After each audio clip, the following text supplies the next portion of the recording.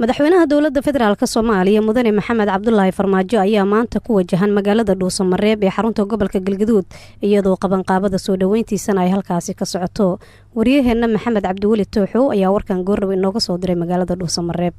ciidamo isugu jira kuwa amisom iyo kuwa dowladda federaalka ee Soomaaliya ayaa waxay sugayaan amniga guud ee magaalada Dhuusamareeb ee caasimadda Galmudug xaafadaha magaalada iyo sidoo kale wadooyinka magaalada ayaa waxaad ku arkaysaa ciidamadaasi oo aad u fara badan kuwaas oo la soconaya dhaqdhaqaaqa guud ee magaalada Dhuusamareeb ee xarunta maamulka Galmudug maadaama magaalada la filayo maanta inuu soo gaaro madaxweynaha Soomaaliya Maxamed Cabdullaahi Farmaajo isaga iyo wafdi uu horkacayo iyadoo magaalada Dhuusamareeb laga dareemayo qabanqaabada soo dhaweynta wafdiga uu hogaaminayo madaxweynaha Soomaaliya Maxamed Cabdullaahi Farmaajo madaxweynaha Soomaaliya Maxamed Cabdullaahi Farmaajo ayaa marka uu yimaado magaalada Dhuusamareeb ee caasimadda Galmudug waxa uu ka qayb gali doonaa xafladda xiritaanka shirka dib u heshiisiinta beelaha deegaanada Galmudug oo muddo dhowr bari ah ka socday magaalada Dhuusamareeb kaasi oo lagu xalinayay tabashooyinka iyo qabeena beelaha deegaanada Galmudug maadaama maamulka Galmudug markii la dhisay ilaa iyo iminka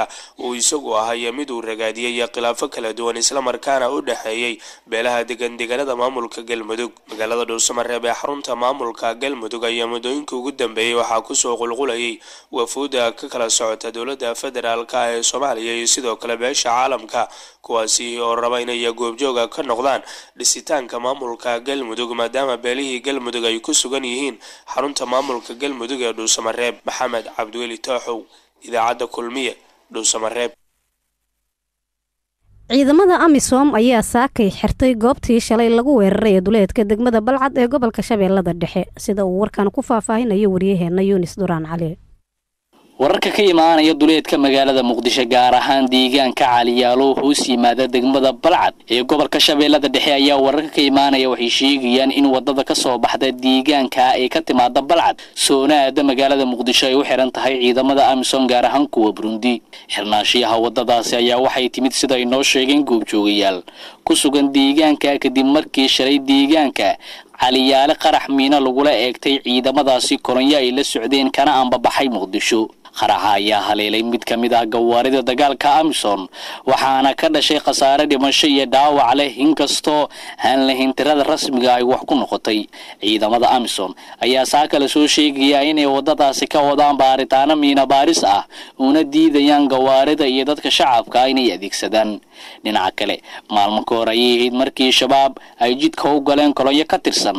amisom saldhigna ku leh deegaanka Gololey ku yaala duleedka Balcad al-shabaab ayaa sheegtay inay dileen 14 askari oo ka tirsan ciidamada dalka Burundi qaabilsan gobolka Shabeellada Dhexe dowladda Kenya ayaa wada qorshe ay ku doonayso in wada hadal lagu dhameeyo kiiska badda ka hor inta aan la gaarin waqtiga maxkamadda sida uu ku faahfaahinayo wariyaheena Maxamed Cali Maxamed dowladda Kenya ayaa isku dayayso inay wada hadal ku dhameyso kiiska ay ku doonayso inay ku qaato badda Soomaaliya ka hor inta aan la furin dhageysiga kiiskan oo loo ballansan yahay 4 bisha November ee sanadkan wasiirka arrimaha dibadda ee Kenya Muniki Juma ayaa sheegtay kadib shir jaraa'id ay ku qabatay magaalada Nairobi inay doonayso in wada hadal ay ku dhameyso kiiska badda ka hor inta aan la gaarin maxkamadda cadaaladda adduunka Muniki Juma waxay sheegtay inay aad u danaynayso in la furo waji kale oo arrintan lagu xalin karo ka hor inta aan la gaarin waqtiga ay qabatay maxkamadda cadaaladda adduunka ee ICJ Muniki Juma waxay hadalkeeda ku sheegtay inay danaynayso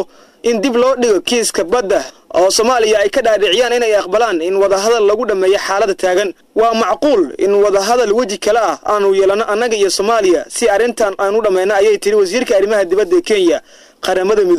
midowga Afrika iyo urur goboleedka IGAD ayay sheegtay inay aad u darbidayaan inay arrintan dhameeyaan ka hor maxkamadda arrintan macnaheedu ma ahan kaluun iyo hydrogen ee waa arrin sidoo kale xasaasi ah ayay sidoo kale tiri Muniki Juma wasiirka arrimaha dibadda ee Kenya dowladda Soomaaliya ayaa hore u diiday inay gorgortan ka gasho kiiska Kenya ay ku doonayso badda Soomaaliya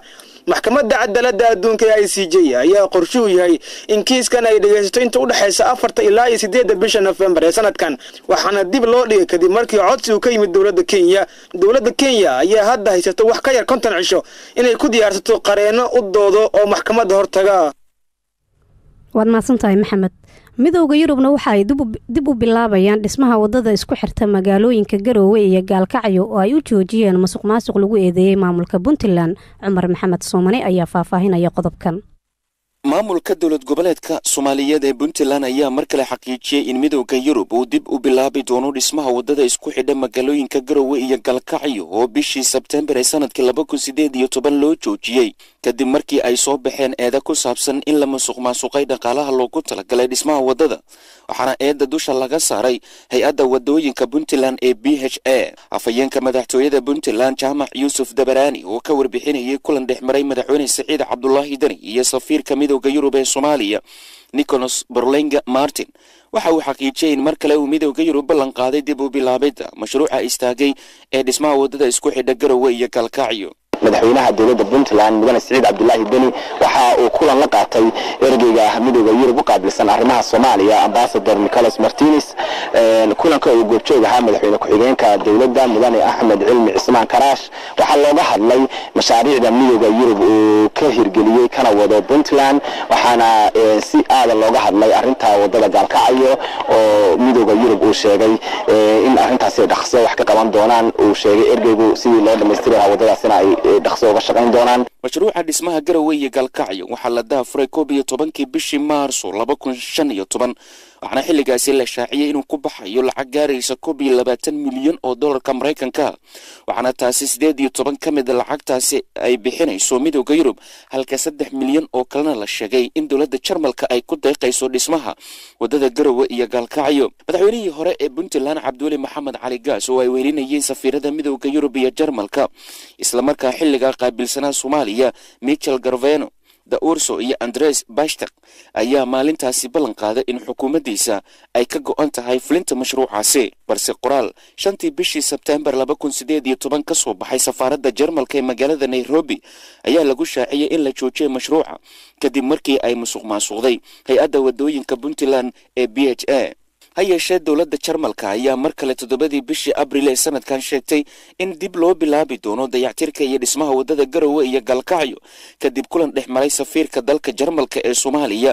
Aneth Qanther iyo madaxweynaha Puntland Saciid Dani. Jarmalka waxaa fulinta mashruucan u qaabilsan hay-adda horumarinta iyo iskaashiga caalamiga ah ee dalkaasi ee loo soo gaabiyo GIZ taasi oo mashruuc kalena ka fulinaysa deegaanada maamul goboleedka Puntland.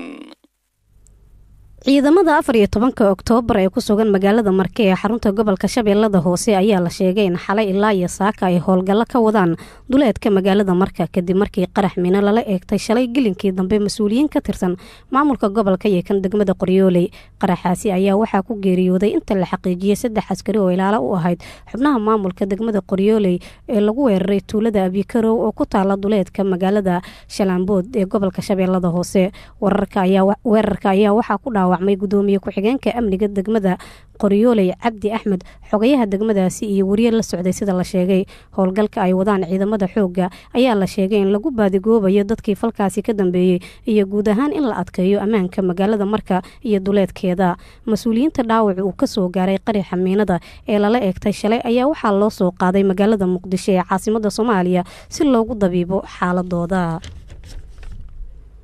gaadiidleyda isticmaala wadada isku xirta magaalooyinka Muqdisho iyo Jowhar ayaa cabasho xoogan ka muujiyay kororka burburka wadadaasi oo saameyn ku yeelatay shaqadooda. wariyaheena Bashiir Cali Daahir ayaa warkan ka soo diray magaalada Jowhar. cabashadan ka soo yeerayso gaadiidleyda ka howlgasha magaalada Jowhar ee Muqdisho ayaa waxay tahay mid ay ka cabanayaan burbur aad u xoogan oo ka muuqda wadada laamiga taasoo ay sheegeen in dhibaatooyin adag ay ku qabaan waxaana ay tilmaameen in lacaga looga qaado bara kontarool oo ku yaala wadada xiriirisa magaalada Jowhar ee Muqdisho taasoo maamulka Hirshabeelle uu ka qaado. darwaliinta ka xaysa gaadiidka hoomeyda ee ka baxa magaalada Jowhar ayaa sheegay in haatan roobabkii xilliga daarta ay corteen taasina ay qasab ku tahay inay maraan wadada laamiga marka horena ay isticmaali jireen wadada cariga ee ayarka laamiga. waxaana ay kugu baaqeen dowladda federaalka ee Soomaaliya maamulka Hirshabeelle in ay wax ka qabtaan wadadan burbursan ee isku xirta magaalada Jowhar iyo Muqdisho. hadii aan nahay gaadiidleyda u kala goosha Muqdisho iyo Jowhar ani ahaan waxaan nahay nin hoomeyla ah oo bosteejada Jowhar ayaan ka qaadaa shacab waxaan u qaadaa magaalada Muqdisho wadada markii hore awal anaga waa ku dib qabnay hadii la yiraahdo dhanka lacagaha jagboontiye far badan ayaa jiray haddana saas ay tahay laamiga waan ka daga jirnay waxaan mari jirnay meel la yiraahdo jidcariyada oo laamiga dhinacyadooda ayaan wadada ka shaxaadi jirnay hadda Bashiiro xilli roobaadkii baa curtay rooba daay jidcarigi lama mari karo laamigu waa u burbursan yahay gaadigu inuu rugmado hal isku yahay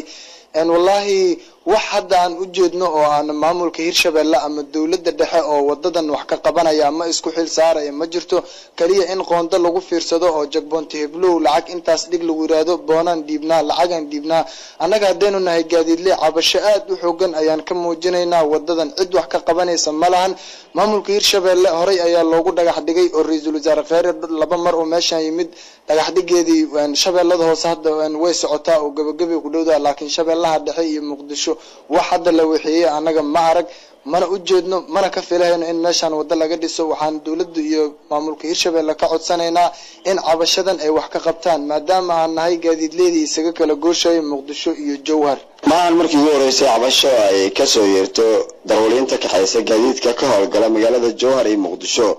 taasoo dhowr jeer ay cabashadooda u gudbiyeen maamulka Hirshabeelle ee ka aramiya magaalada Jowhar ee xarunta dawlad goboleedka Hirshabeelle Bashir Cali Daahir Radio Kulmiye Jowhar askar ka wada tirsan ciidanka maamulka Somaliland ayaa xalay isku dilay magaalada Laascaanood Cumar Maxamed Soomane ayaa soo koobaya qodobkan wararka idaacadda Kulmiye ay ka helayso magaalada Laascaanood ee xarunta gobolka Sool ayaa sheegaya in halkaasi xalay lagu dilay askari ka tirsan ciidanka asluubta Somaliland ee gacanta ku haya xabsiga magaalada Laascaanood goobjoogayaal ku sugan magaaladaasi ayaa warbaahinta u xaqiijiyay in dilka askariga uu fuliyay nin hubaysan oo sida dadka qaar ay sheegeen isna ka tirsan ciidanka asluubta Somaliland inkastoo ay mas'uuliyiinta Somaliland weli aysan ka hadlin dhacdadaasi isla markaana aan si rasmi ah loo xaqiijin in shakhsiga wax dilay uu askariga asluubta ka tirsan yahay sidoo kale rasaastii uu riday ninka askariga toogtay ayaa waxa ku dhaawacmay qof shacab ah oo halkaasi ku sugnaa waxaana goobta isaga baxsaday ruuxii dilka geystay sida ay goobjoogayaashu xaqiijinayaan booliska Somaliland oo xalay howlgalo ka sameeyay magaalada Laascaanood kadib dilka askariga ayaan weli wax waraa ka soo saarin natiijada ka soo baxday howlgalka baaritaanka halka durkaasi kala socotaan dhageystayaal waa idaacadda Kulmiye ee magaalada Muqdisho markaana qodobada dibadda 36 ruux ayaa la laayahay kadib markii dooni ay saarnaayeen ay ku degtay biyaha Jamhuuriyadda Dimuqraadiga ee Kongo doonidan ayaa ka soo safartay caasimadda Jamhuuriyadda Dimuqraadiga ee Kongo iyadoona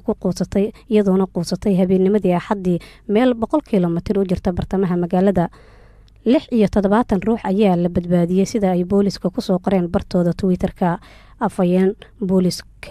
afayeenka booliska ayaa wakaaladda wararka AFP